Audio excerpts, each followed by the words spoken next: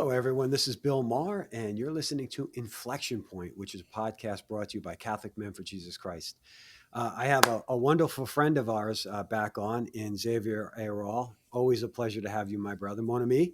And we have a new friend, someone who I met back in June on a podcast with many other podcasters with Father Rodrigue, and that's Mark McLean. Mark, so it's such a pleasure to actually have you here today. Yeah, thank you for the invitation. I'm elsewhere on a So retreat, but I managed to get some time to come and sneak in here. So I'm glad to be here. Thank you. wonderful, wonderful. And there's a little bit, I was joking before, we have a little bit of a Hadrian wall. There's a time delay because Mark's calling in from the UK. So everyone bear with that. And we're good on our end. So I appreciate it. So my first question, because the whole idea of this podcast was to sort of, the world is in conflict, right? That's obvious in the news. Even people that weren't paying attention a year ago are now paying attention. It's everywhere, right? So what does that mean for us? And then I have two experts that can really bring in the prophetic side of this. We know Xavier's book on Revelations, which is a phenomenal read. It's a New York Times bestseller. And Mark, you've been pulling up floorboards with your podcast on the same topic. You've had some great episodes on Garabandal and many other issues. And I just think these are the two perfect people to actually connect the dots from the temporal and the spiritual and to see where we need to go as a people of faith, as men and women of the church militant. So, with that, I'm going to start with temporal.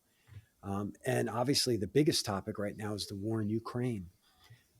What makes it so scary at this stage and at this juncture is that most recently, Biden and the administration has given Ukraine the ability to utilize U.S. missiles into Russian territory with the attack of missiles, which, quite frankly, that means that U.S.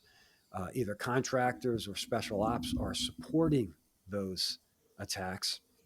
So that's a step. That's certainly a red line that we've crossed there as the U.S. and NATO. So that's a little scary. And obviously, Russia is responding with very harsh terms. There was an interesting interview with Tucker Carlson with Lavrov, and Lavrov was very sober, but firm. So I guess I'll start, Mark, with you. What are your thoughts relative to these recent developments as it relates to temporal and spiritual? Yeah, well, I haven't focused a great deal on the political too much. I can go in and out of it sometimes because there's never good news, is there?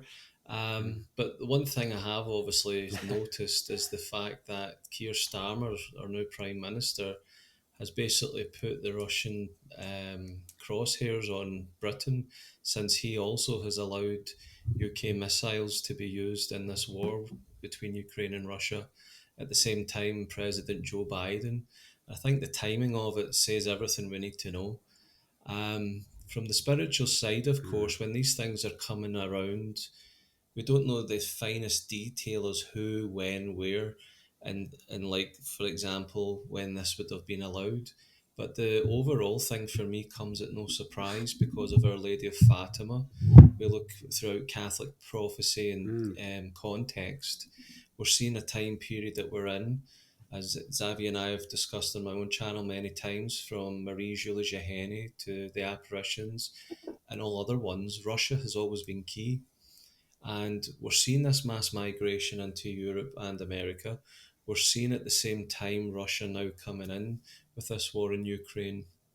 And something I read years ago, which I've just came over again in the past week, which I thought was quite refreshing to keep aware of, is an old interview in the 90s, I believe it was, with Father Malachi Martin, who was a reader of the Third Secret of Fatima, Mm. along with Pope John the 23rd and a few others.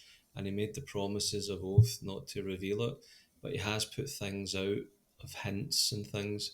And one of the last things he said before he died in an interview was that within the next 20 years or so, I think he did give a time to it, but the words were, it's between Kiev and Russia, and it's central to all of God's Mm. plans and how salvation would come from the east. But Kiev and Russia were specifically mentioned as to do with everything Our Lady's been planning all along. And now we're seeing it. And yeah, there's old prophecies where, going back to St. Columba or St. Patrick, I believe, about Britain sinking beneath the waves. And we're thinking erosion or something like that. But then when Russia is on Russian TV showing ideas of how they could bring the waves of tsunamis into Britain with detonating Yeah. nuclear warheads in the oceans, it's like, well, is that what they saw centuries ago? So little things like where we still ponder, as Our Lady always said or did, she pondered everything in her heart. And that's where I'm at just now. I've done hundreds of videos, more I could keep coming from different angles to make people aware. Look at the context of Catholic prophecy. You cannot say God or Blessed Mother has not given us enough detail to be aware of the signs of the times. And it's the Catholics that are now doing it. Years ago on cable TV, it would have been different Mm. pastors of different Christian denominations. Jesus is coming any time now, and all the other things that come with that. But now it's the Catholics that are saying, wait a minute, what's going on here? And soon enough, it's going to be the atheists and people of all faiths or none, just as Mother Angelica said many years ago. Things are going to come about more frequently that people are going to question it. And we already know that answer, and this is why we're trying to get it out to the world. Oh, that's a great analysis. You mentioned Kiev. It's interesting because you mentioned Our Lady in Kiev. Obviously, there's the writings and experiences of Joseph Taralia out of Ukraine, but also Kiev historically has sort of been the seat of the Russian Orthodox Church, not Moscow or St. Petersburg, but Kiev. So I wonder if there's a play there with Our Lady that it has to kind of come out of there. And I only think of that because of some of the things that you mentioned. Xavier, what are your thoughts on the question, the initial question? Well, on the spiritual angle of things, Mark, as usual, very capably explained not only his position but mine as well. I would say that here, as we gather, and that is what is exceptional in this show, you have English or Scottish, an American and a French view of things, which consists of really the cornerstone of the ally point of view of things, but also most of all of a Catholic point of view, international Catholic view. Mark explained it very capably. Marie-Julie Jahini did announce these particular events, Alois Maher as well, um, other more contemporary seers and mystics as well before it all started. And that is why I think in Mark's response we see so much serenity, so much peace, because Mm, we were expecting it, we were yeah, waiting for it. Um, the situation, and let us not fool ourselves, is extraordinarily grave. We are perhaps maybe 2 years away from a hot war, not a cold one. And the interview that was done a few days ago with Lavrov, with Minister Lavrov, was very enlightening. It shows clearly Russia willing to negotiate and to be heard, but yeah, firm in its resolution not to make any compromises, no more. This Russia appears to not trust anymore the West. Many promises have been made by, unfortunately, the French, the Germans at the Minsk conference, yeah, to a Russia who was more than willing, hopeful to believe. But all these agreements were ignored and was merely used as a chip for time to be purchased. That is in accordance with um, Merkel's own admission in a German interview that was made about a little less than a year ago. So, spiritually speaking, we've been warned. We know what to expect, and the, our refuge will mostly be found in our prayers, in our going to confession, in our going to Holy Mass, and in union in prayer. I'll finish simply by saying what something Father René Laurentin used to say a great deal. The Mm. nature of every prophecy is simply to be changed. It is to be changed if humanity decides to return to God and convert. That is the cornerstone of it all. Oh, I appreciate that, Xavier. Things seem to be continuing to step up as we outlined in the beginning. Um, there's talks of South Korean troops in there. There is, issues in or North Korea rather. There is obviously there was a martial law called in South Korea, and then Parliament knocked Yoon out, as I understand it, and suspended that. So that peninsula is on fire. I mentioned I mentioned North Korea because you know prophetically, there is some talk of potentially North Korea. I know Father Rodrigue mentioned North Korea specifically relative to the United States. I guess I will start with Mark on that. Do you know of any other than Father Rodrigue, and we could certainly expound upon that? Has there been any other prophetic noise? That's a bad way of putting it, but prophetic warnings where the Korean Peninsula was involved. You could even extend that to China, I guess. Uh, well, the only thing I can recall off the top of my head, there's one prophecy I remember reading many, many years ago online, like way back at dial up internet. That's how long ago it was. And there was this website that just gave quote after quote. And I can't remember how I stumbled on it, but basically, the one that stood out was when Russia invades Europe, the same time China would invade Asia, and I've never been able to find it since. And I have Mm, looked. So I don't know where that came from. It was all a Catholic website with prophecies, but I can't remember where that came from. And the other one off the top of my head was something to do where a people far from God would inflict a great punishment on the humanity or the West or something like that. Something to do with people far from God. And that's interpreting, well, who's far from God? Some have said Muslims, where I would say, well, they're still praying, even though it's in a different way to us and to whom. But what about China? What about North Korea? I personally, from what I've seen growing up in mm, media and the persecution that's going on already there, and the lack of openness to the true Catholic faith and Christianity in these communist countries, which Our Lady warned about at Fatima about communism spreading through Russia, we're seeing the saturation of that over a century later in North Korea and China.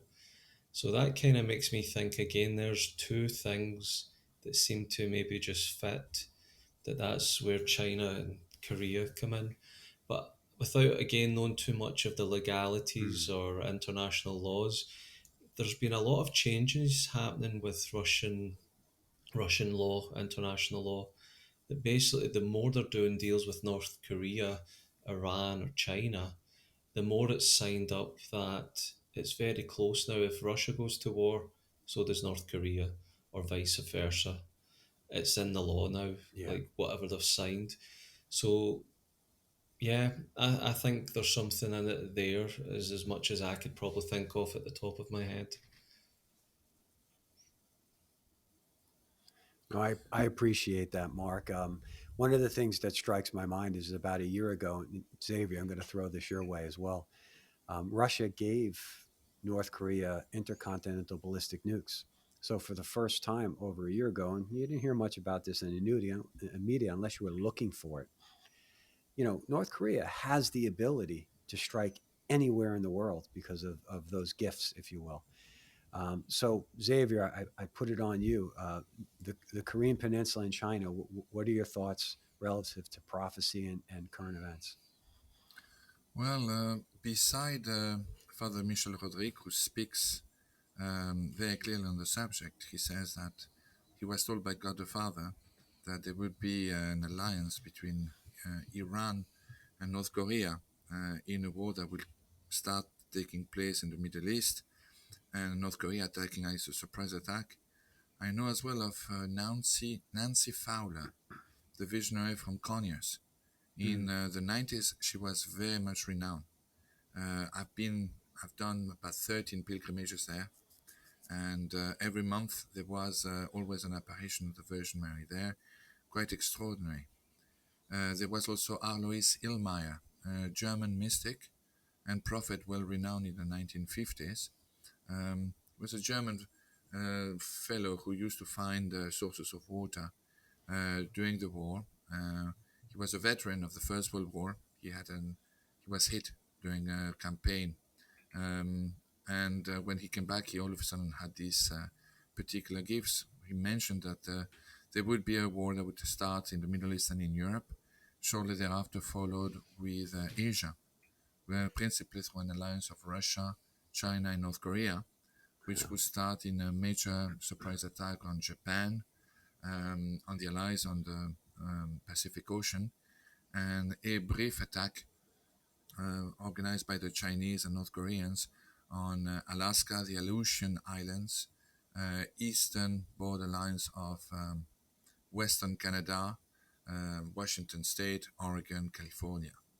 The Allies will be taken by such surprise that such advances will be done and permitted very quickly until finally the Americans mobilize and push them, throw them out of the country and of the Northern American hemisphere in one shot.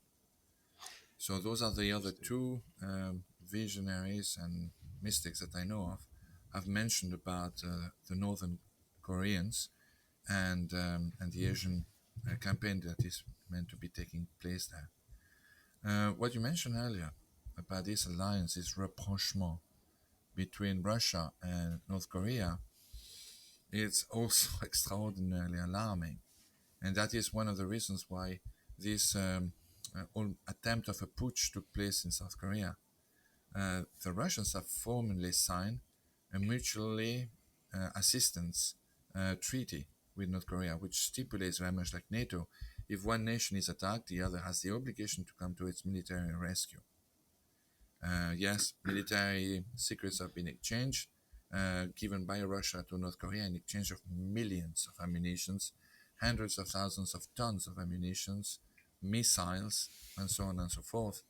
The northern Koreans have remarkably enough, just by it appears coincidence, of course, just launched an intercontinental ballistic weapon 7,000 kilometers above ground, which Yeah. showed clearly their capability now of giving nuclear fire on any point of the Northern American hemisphere and even Eastern Europe. You're quite right, it's quite alarming. Yeah, and we're sitting on a tinderbox with a DMZ zone right between North and South Korea.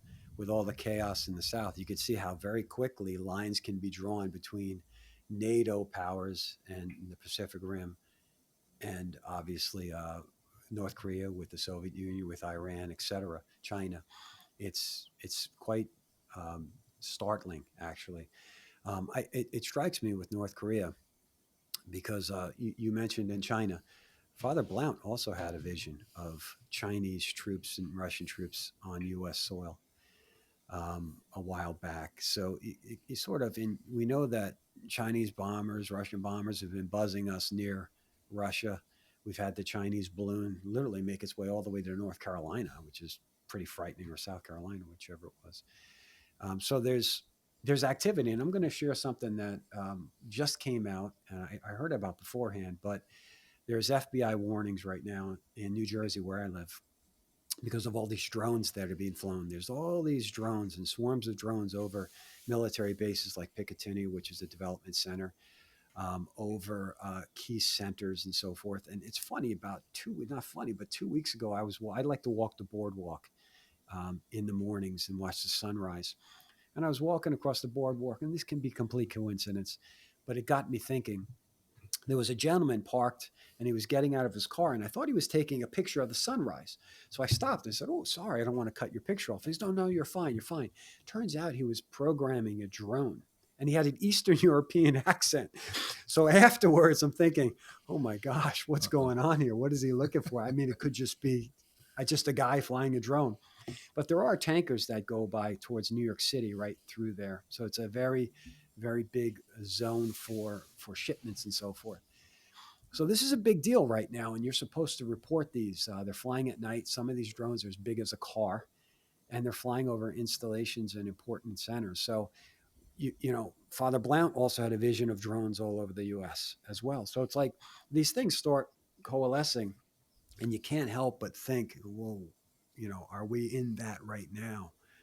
So I throw it, Mark. I throw that at you. I don't know if you've heard similar, um, but certainly on the prophetic side, the U.S. has not been mentioned too often.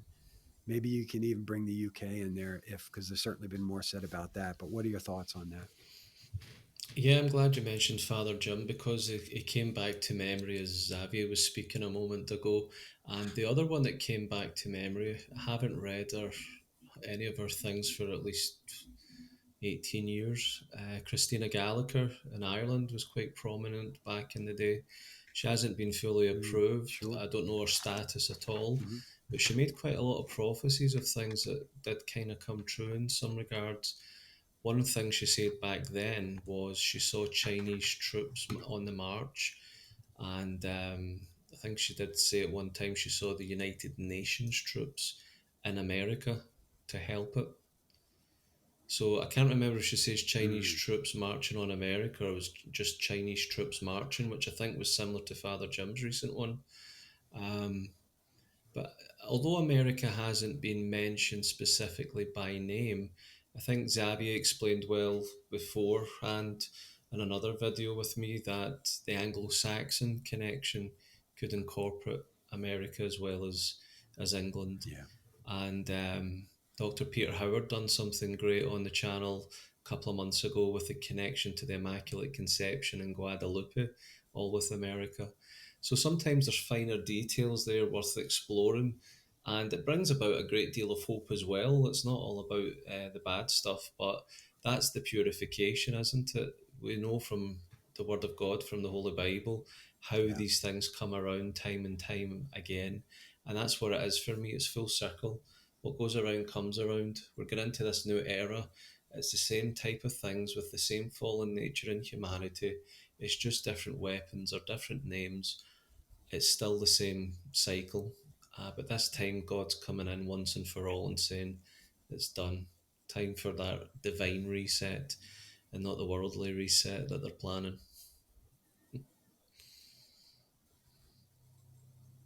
Mark, you are our spiritual anchor to this show, always bringing us back to what is most important. Thank you for that. As I digress again with my next question. So, I mentioned the government issues in South Korea. I'm going to throw this one at you, Xavier, because France government is collapsing and is fractured into three parts. German government is under collapse. Um, Reed Julie Jaheni talked about things like this. So what are you making of what's going on, and what do you anticipate relative to what you understand with regards to the mix as this is going? Oof. Yes, and that also is truly alarming, particularly considering the fact that one of the most remarkable specificity about Marie-Julie Jahenny is that from 1817 until 1941, none of her prophecies proved to be wrong. They all took place with the precision of a Swiss clock. So, in regard to your question, what she announced would be after the invasion of the European continent with hordes of millions of immigrants, particularly from Muslim countries, we would enter into three crises, international crises, that is. The first one would see, in the course of a sort of civil war split of the Roman Catholic Church, division, a war of cessation between episcopal colleges, conferences in Europe from the magisterium in Rome. There would be new revolts from so-called Englishmen. The words used by God were so-called Frenchmen, so-called English, Spanish, Italian, Germans, from their respective governments. Now, most of these revolts in Europe would take place from these so-called Europeans, in other words, immigrants who became naturalized Europeans, to revolt against the laws of the hosting republics to the Islamic Sharia.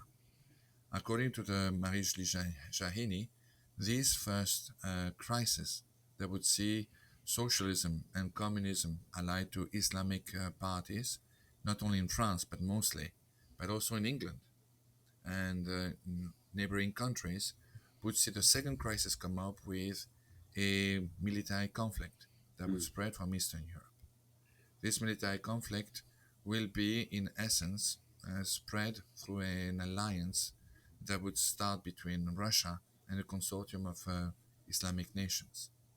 This war, this conflict, would take place, and Marie Legeny did mention about, first, before the war taking place, a last manifestation of God's mercy on humanity, which would translate through a warning of sort upon all of man's conscience being able to see the way God sees it.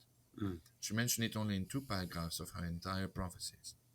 But shortly thereafter, Marie Legeny announced, after this warning that is to come, there would be wars in Europe, starting in Europe and in the Middle East. And that is what we can expect. With Marie Jahini, what is alarming is the tremendous detail she gives Mm. about this war in the European continent. She mentions as well a conflict that will take place in the Middle East, principally, as Mark just stated a few moments ago, between the Anglo-Saxons, the Americans, and the English, principally, and Israel against Iran. Marie Legeny was very clear about it, and this would take place shortly after the passing away of a queen, English queen. We had that. So this is very apropos. You know, it's interesting too. You mentioned Persia, Iran, and you were the first person that brought to my mind that there were 5 prophecies that came out of Lord's, and one of them was a great explosion in Iran, which makes you sort of wonder if those are tied together. And and I want to preface everything that we're saying about Marie Julie Jaheni is she's never been wrong, Xavier, in her No. prophecies in the past. Now, any prophecy can be mitigated with prayer, right? And I promise at the end of this, we're going to bring this full circle as to what are our marching orders. And that's where all the spiritual solutions will come, right? What we need to do. But it's important to note that she has never been wrong. And she talks about a sort of coalition of Muslim forces. You know, 2 years ago, I would never think that's possible. You kidding me? They hate Shia and Sunnis hate each other. But I will say, Israel right now, what's going on with Hezbollah and Hamas is sort of unifying the Muslim world. Mhm. With even Turkey's been bellicose and Egypt and the Saudis are talking to. This has never happened before. So it's sort of like looks like that all is making more sense. Whereas just even a year ago, you'd probably scoff at that almost if you were, someone that wasn't attuned to her previous predictions and all those things. So that resonates quite well. I want to throw this back to you, Mark. You live in the UK. So we talked about France, and we could certainly talk about Germany too, but I think it falls within the same scenario that's going on in France. But the UK's got some really dire prophecies as to what's headed your way. Um, let me ask you, temporarily in the world in the UK, how is everything going? I know you're having some issues with immigration as well. Um, and prophetically, what's other than the aversion that could come through prayer, what's headed your way? That is the question. That is the worry. Because as coming from Scotland, I think there's about 6 million people now in the whole of Scotland. There's a lot of green, beautiful mountains, a lot of space in between. And when you come down to the middle of England, it's completely different. One, there's a great deal of traffic. Two, there's nowhere really to appreciate nature as much when you're between cities. And three, you really feel like the minority being here in the middle England, which is the same going to Mm, London and a few other highly dense, populous areas of so basically any city really. Um, Diversity is one thing. We're all children of God. We're all home. one way or another that there's a better life after this, fair enough. But as we see, is what's going on, and from what I can recall, from the late teens to now, which is about 20 years, the second half of my life, basically, it felt as if being a Catholic, especially, but a Christian, it's more political correctness, it's more quietism.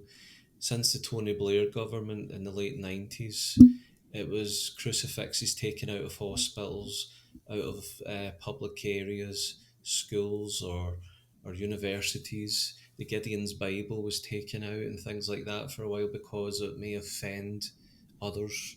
And it was always focused on it may offend Muslims type of thing. And there's definitely a thing, not just within Britain, but I would dare say everywhere else, is this fear of offending them. And the timidity that's came with those who have been brought up in the British culture or the Western culture, respectively, of their countries, are now being the ones that are feeling ashamed to be white, ashamed to be Christian, ashamed to have a history that was so racist. Mm. All this narrative coming about the now is the psychological warfare, I think, for one.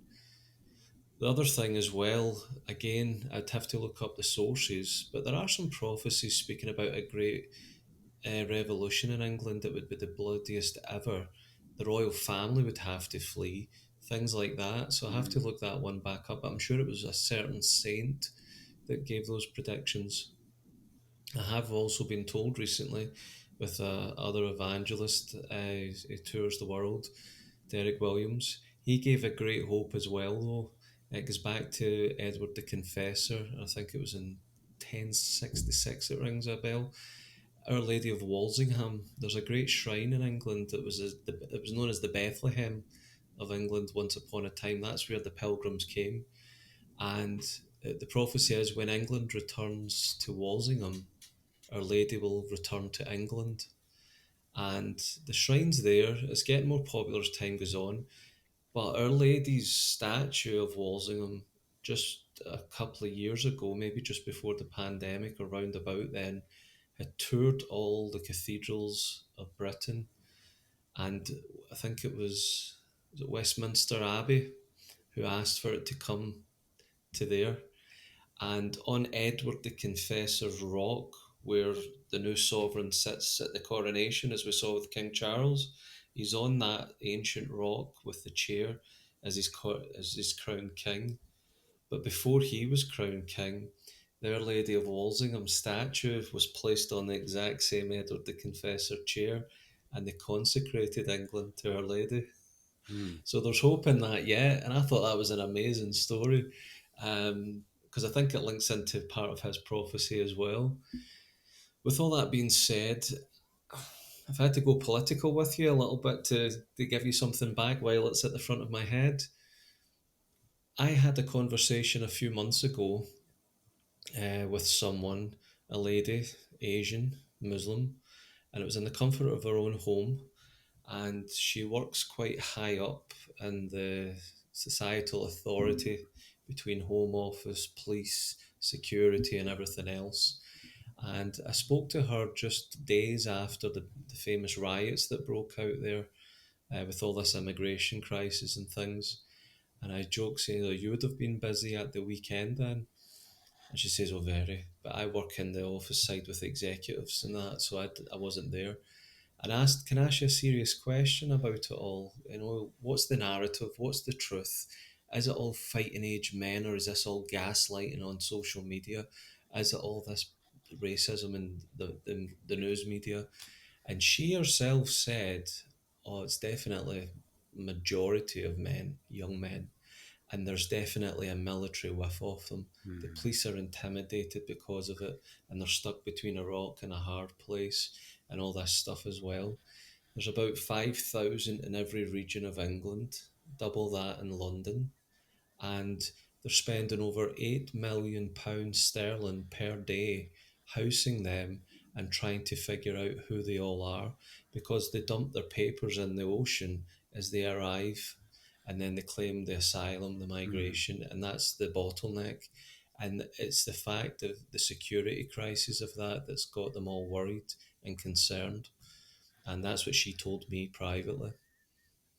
So it makes you wonder, because I personally Yeah. think You know, something's going to spark Islam, something's going to spark a rise. And if it's this prophecy of Lourdes about Iran being hit with a nuclear warhead, if that's how we're taking it, if it's the Golden Dome that gets a missile landing on it because of Israel, something's going to spark. I don't know how declaring a jihad would work, but I think this is Russia's best tactic or best ace.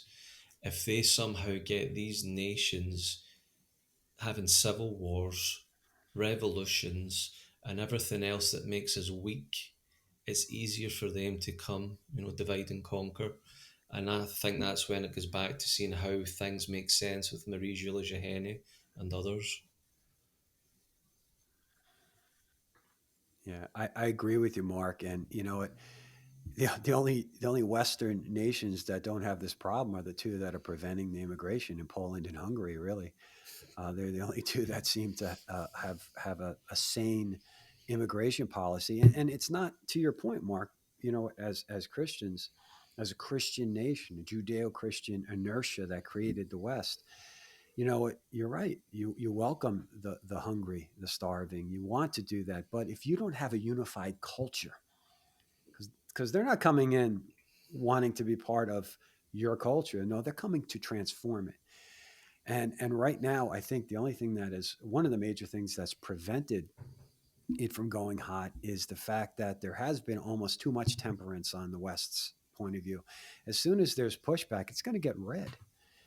And to your point, if something unites, further unites the Islamic world, then we're going to see very difficult times. And I think that could be prompted, to your point, Mark, by a Russia or a China or a North Korea, you know, cause chaos inside. I mean, Xavier, you've mentioned many times about your conversations with Father Rene, and where's the U.S. in all this, for example? Well, you know, you emphasized that Father Rene thought that we'd be tied up in some way, and tie up could be something caught up in the East. It could be internal strife. Wouldn't take much to cause chaos here when you think about the grid, the vulnerability of our grid. I think about all these drones flying all over the place. And, I think about the cyber attack that just sort of caused issues in hacking with regards to AT&T and Verizon.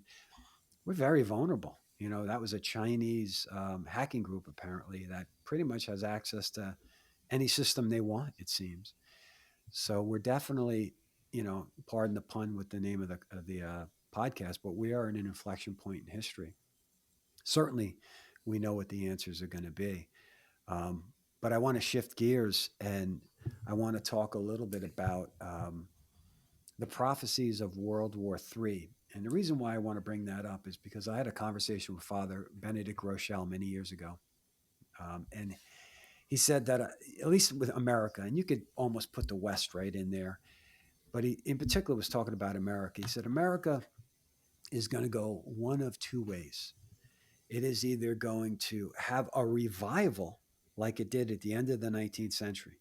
He emphasized that America is in a little bit better shape than the rest of the Western world because there was a religious, it was Protestant, but there was a religious revival at the end of the 19th century. So when I go to churches in the US, they're full. And when I went to Ireland, I've been to Ireland 3 times and I'm blown away. Catholic Ireland, there's no one in church. It's unbelievable. So there is something like in the U.S. and Xavier, you could speak to that there are a lot of faithful here. They're faithful everywhere, but there tends to be a lot in this country, despite what the media puts out there, what Hollywood puts out there, what the culture puts out there, what the politicians put out there. There is an undercurrent. So he said that it was either going to go the way of a revival or what he said more probable suffering. And everything that we're talking about, the suffering that's coming our way, is not, you know, this is God the Father chastising his people so they come back, and, Father Chad, mutual acquaintance of ours, mentioned recently that, the chastisement as it comes, World War III, was going to come in several ways. Xavier, you mentioned one of the ways that it would first come clerically through the church, crisis in the church. then there would be war, and then there'd be God's chastisement. Could you sort of illuminate that a little bit more and unpack Yes. it? Well, in this instance, you describe the big lines perfectly. According to most prophecies, and when I spoke with Father René Laurentin, I remember we had so many conversations about it in the evenings in a restaurant when we finished working, or on the telephone when I was back in the States and here in France. He had three main concerns at the time, and we're talking about the late 1990s. No? Mm-hmm. First of all, of course, you mentioned the church. He was terribly concerned of the influence that the Freemasonry had inside the corridors of the Vatican.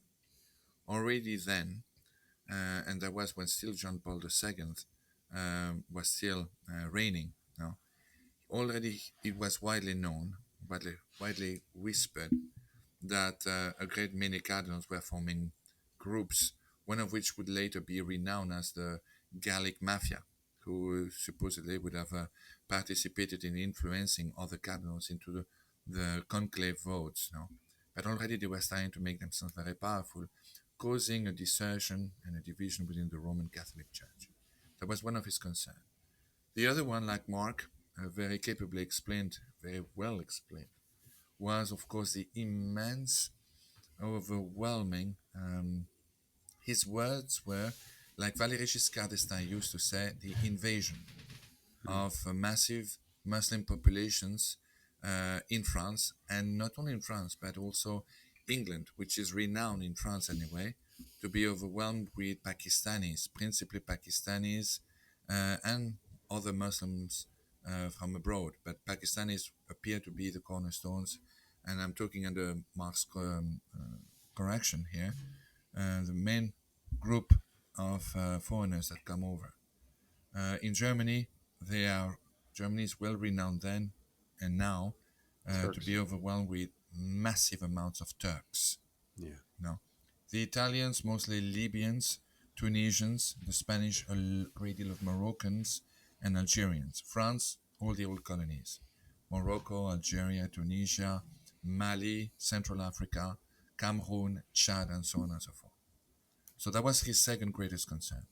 His third greatest concern, when we were speaking about the prophecies and all that sort of thing, was the continuous advance of NATO, and that was really very lucid on his part.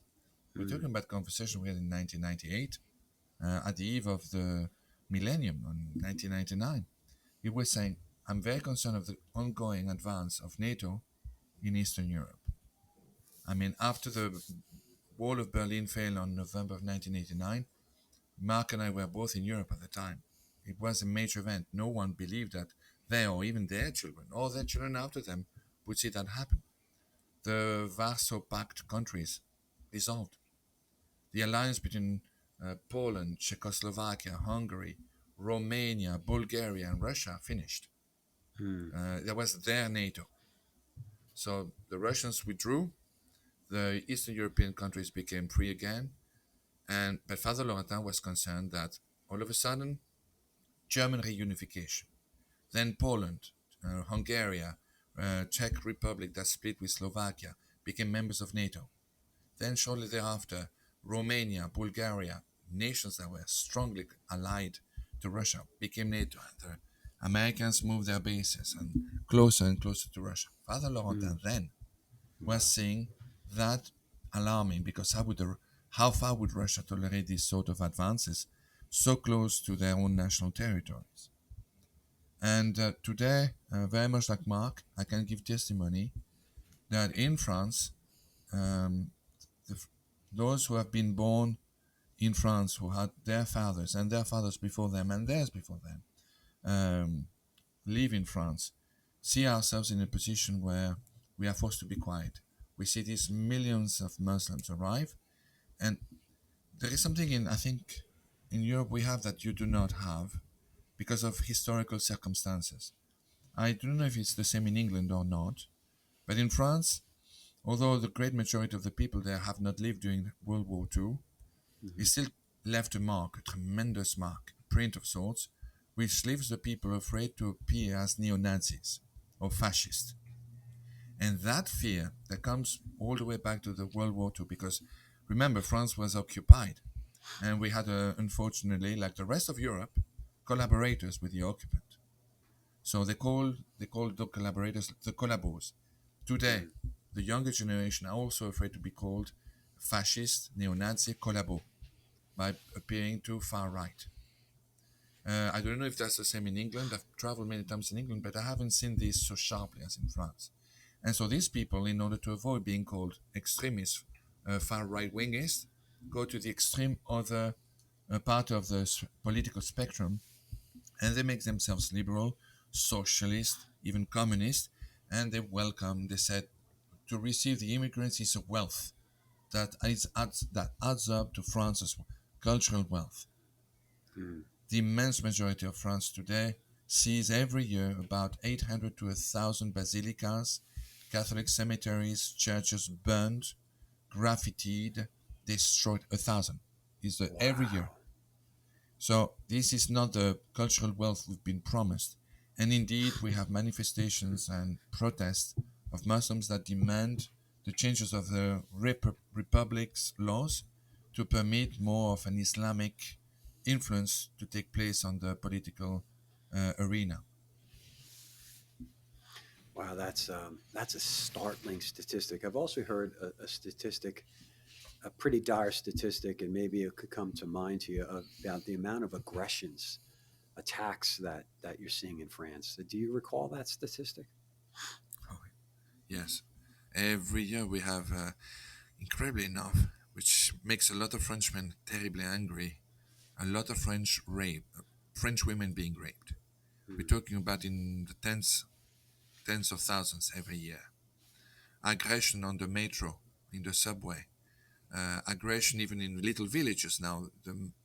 A lot of immigrants did not reach little villages, mostly big cities, but aggression now is everywhere. And whenever the police catches them, they're called the policemen or those who accuse them to the policemen as racists. That's the great accusation that everyone is afraid to be called. You racist, you are attacking me, you are accusing me because I'm Arab or because I'm Mm. Muslim. No. So in France, and I don't know, I can't speak for England, that would be Mark's job here, but in France, we have two sorts of cancers. Actually, I would say three. We have the social communist influence that calls for atheism and rejection of all sorts of religions except that of Islam. We have the Islamic influence now that grows with an ever growing population that claims Allah and the Prophet Muhammad as its compass.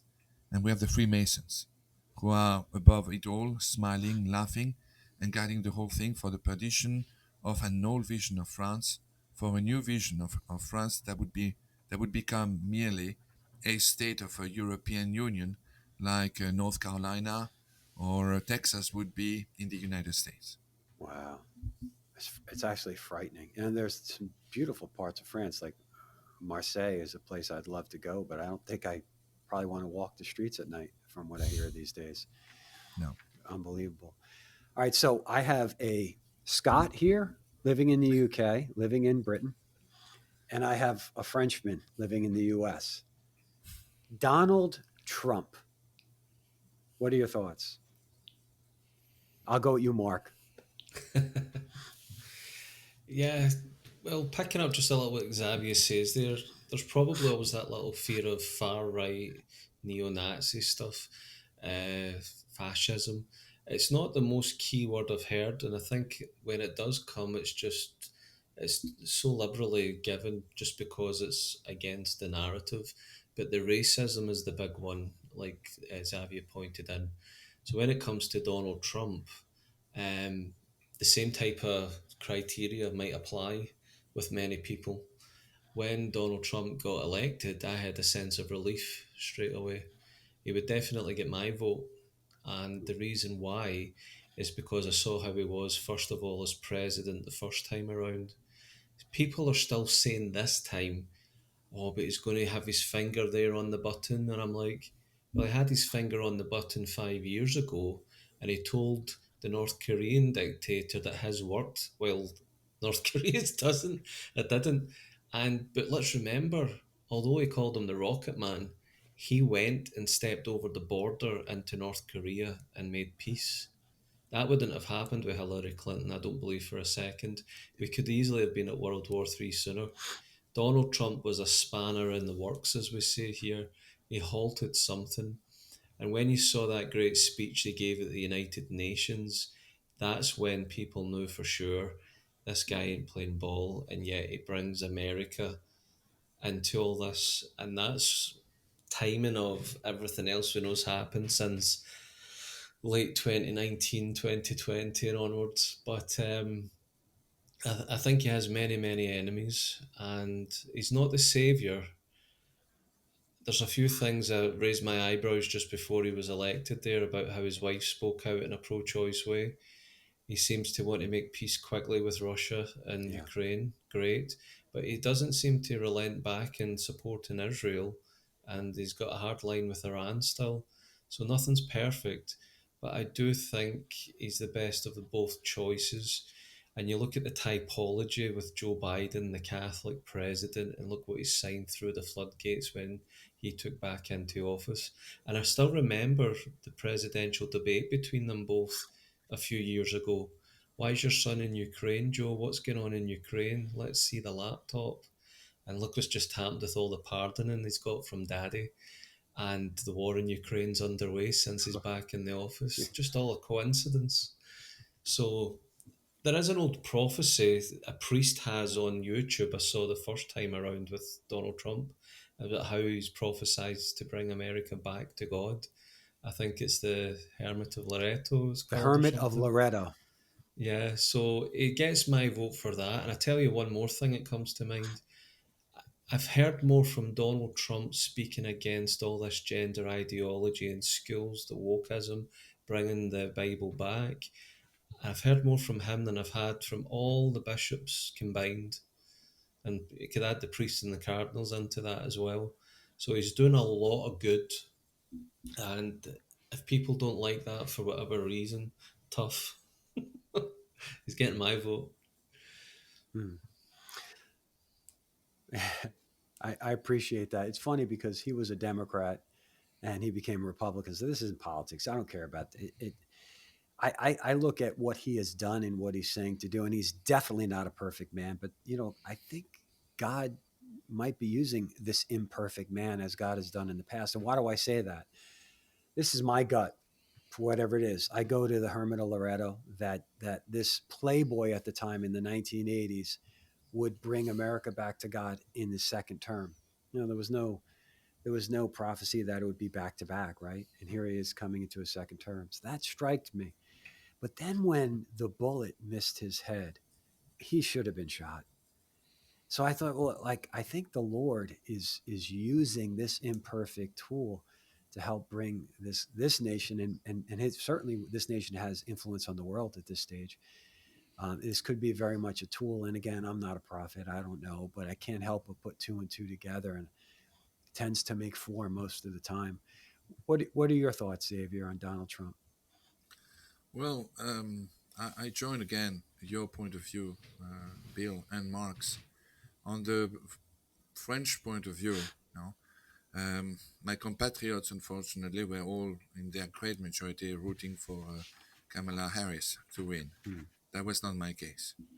I totally agree with Mark's analysis on the geopolitical move that Donald Trump did with Kim Jong-un in North Korea. It was positive. He was a voice of peace. If the Democrat, I almost said the socialist, if the Democrat uh, were in power then, they would have done what they do right now in North Korea. They would have, in Ukraine, they would have thrown more oil in the fire.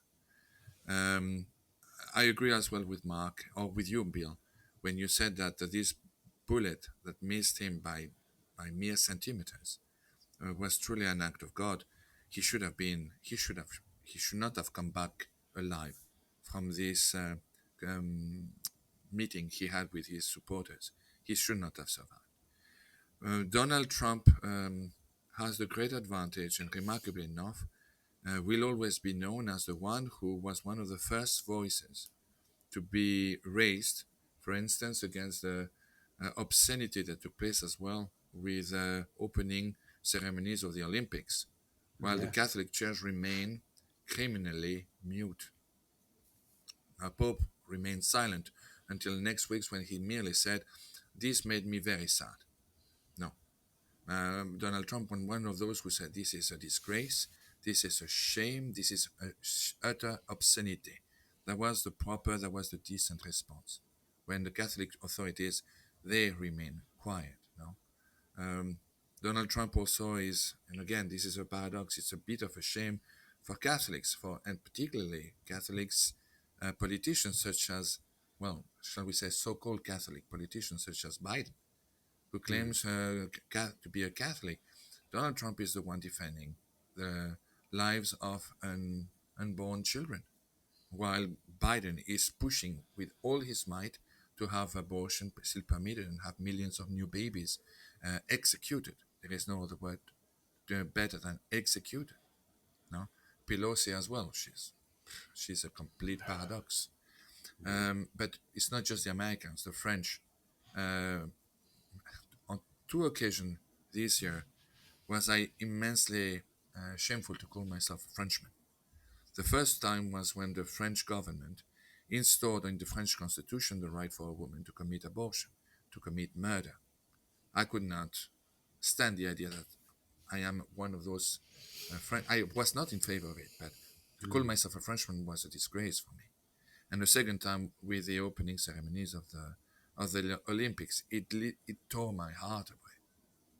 This is the disgrace of France that was brought forth and discussed and foretold by Marie-Julie as the nation that would first be the one to morally collapse on its knees. But she said as well it would be the first one eventually to rise and to be followed by the others. This is the Mm. beginning of our collapse and of the collapse of the West. This war in Europe will not end well, simply for one reason. It is not the will of the Allies to finish in a way that is acceptable to the Russians. And the Russians, I know this enough because I had many friends of that were Russians in France. The Russians do not know how to lose. And if they see that they are losing, they will go down, but take us with them. Yeah. And I finished with a statement that Putin made recently on French news. There was a French journalist that asked him, Mr. President, if for some reason, God forbids, an attack is launched against Russia, that you know there will be no survival of Russia, would you sacrifice the rest of the world by retaliating? Putin looked into the air, remained silent for a few seconds, and answered, yes, because I cannot imagine a world without Russia. Mm. That says it all. It does. It does. And we have 40 days or so that we're praying that maybe Russia can be a little more patient with some of this because I think the adults are going to be in the room, at least the adults that want peace. Because you outlined pretty clearly how Biden wants death whether it's a child or whether it's people of other nations. It seems to be those actions are pretty violent no matter how you cut it. So we got to pray. Cardinal Burke had that Rosary Novena. We had our own little prayer as Catholic Men for Jesus Christ for world peace, for the elections, and all those things. And there are many others, but we can't at this point take our foot off the accelerator because that's very often when the carpet gets pulled. Right? We all the way through. We have to pray, and that's sort of a good segue for our final segment, which is where do we go from here as men and women, Catholic men and women, where two or more are gathered, there I are. What do we do? And I'll start with you, Mark. With that, what do we do as a people? What do you do individually? Do you have special devotions and things like that? Let's talk about now all the solutions. Yeah, it's very easy to think everything that we're spoke about seems doom and gloom, but I don't have any negative feeling. I don't have any fear about me, and I just put that down to the grace of God. Because years ago, when I did read some of these prophecies of Garabandal or or Lucia Fatima's writings about things to come, as well as others. It left a knot in the stomach, but that's long gone. And hopefully it's the grace of God, because putting what the remedy is into practice, we get the prophecies or the warnings, we get the messages at the same time from the same source, our Blessed Mother especially. And it's in a nutshell, the five stones of Medjugorje. Prayer with the heart, especially the rosary, Mm. confession at least once a month, Holy Scriptures, Holy Communion, Mass, receiving worthily, and conversion. And these were the main ones, and there's others as well, but we think of these five stones against the Goliath, as it says in the little prayer cards. And again with Fatima, we've lost penance. And fasting was I know there's one, I always forget one. Fasting, of course. Through fasting, little children, she said, Convenient it was that one. yeah, I've been doing it as well, may I say. But she did say you forgot the power of fasting. Don't you know through fasting you Mm. can suspend the laws of nature and even end or prevent wars? Wow. I'm paraphrasing there, but it was to prevent wars and suspend the laws of nature through fasting. And prayer and fasting go together. So they're the things we should do. To expand a little bit, I did another interview with a remarkable woman, great scripture scholar, Frances Hogan, who came from the charismatic and Carmelite background, and all her life studying and touring the world with scriptures. And now she's focused a lot on Louisa Picaretta, the divine will, because the step by Mm. step The will, again, yes. everyone that I know, from Medjugorje to evangelists to podcasters, people I've known from prayer groups over 20 years, pilgrimages, it's all divine will, divine will. And my first impression of it is, well, that sounds like the era of peace.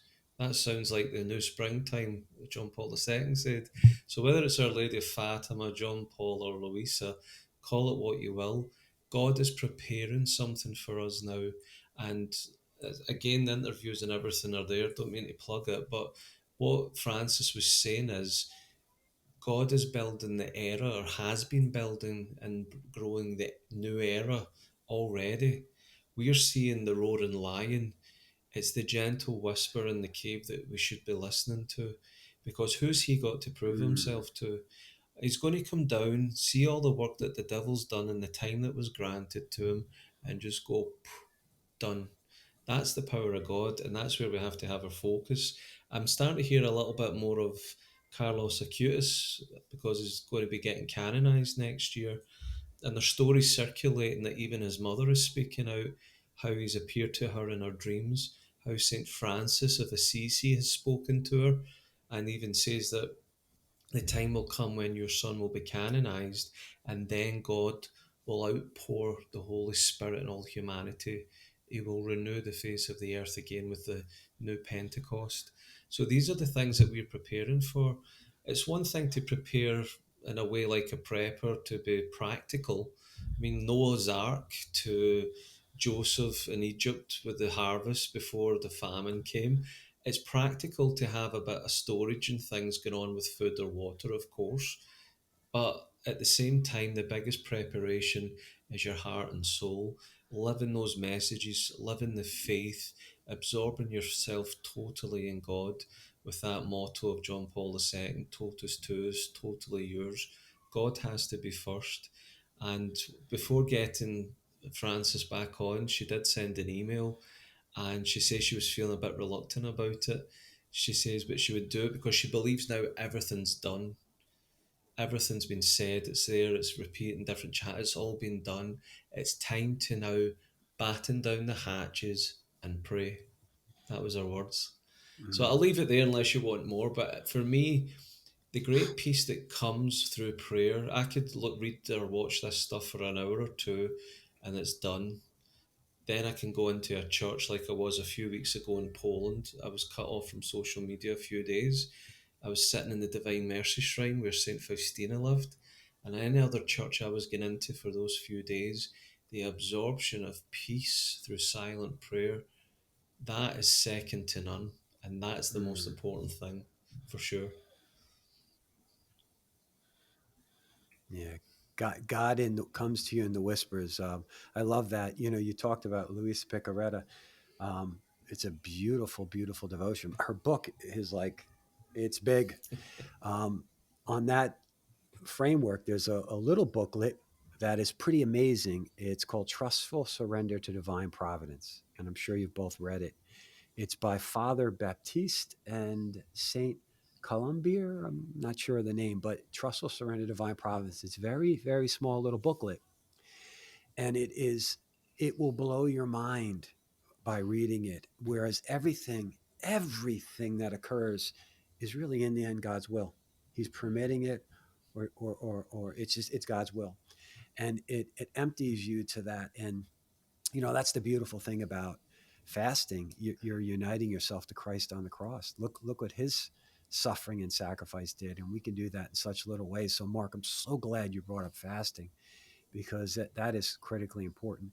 And my Father Tom, actually, in a homily recently, he talked about shocking parishioners. He said, if you're not praying the rosary, you're a warmonger. People are like, what? A warmonger? It's like, what has Mary said? Look at the world. Look at the world. And what is Mary saying? So if you're not praying your beads, you're a warmonger. Start praying your beads. And he's right. He's right. With that, Xavier, you can take us home. Well, for me, what I would recommend is um, where I find peace is usually after I go to confession with my two munchkins, we go to Mm, a chapel of perpetual adoration. There's always one lady or two, or even some gentlemen. And to see my children out get on their knees now and join their little pink hands and close their eyes and pray. You're being a father, Bill. You know what that does to you. This is yeah. you feel like you're in the embassy of heaven, and to see there's nothing more touching. I think that, as Mark stated, um, using the words of Pope John Paul II, the Pope of our generation, there are two things I remember from him when he came to, I think, Maryland. The very first thing that I remember is where the American young people, it was a youth year, a youth day, and they all were shouting, John Paul II, we love you. John Paul II, And he answered, he had a cane, he used to act like Charlie Chaplin, and he said, John Paul II loves you too. No? And then the second thing he said, when he was speaking about the future, he said, do not be afraid. Do not be afraid. That is something I think that says it all as well. Mm, Death will come to us all. No one can escape it. It's not how we die that matters, it's how we live. And mm, we've been presented, Mark, yourself, myself, all those people who watch us, and so many more, with the grace of listening, of receiving a message from God. Convert, like the ones given in Fatima, convert, return to my son, or no. Uh, God will respect our freedom, whether we say yes or no.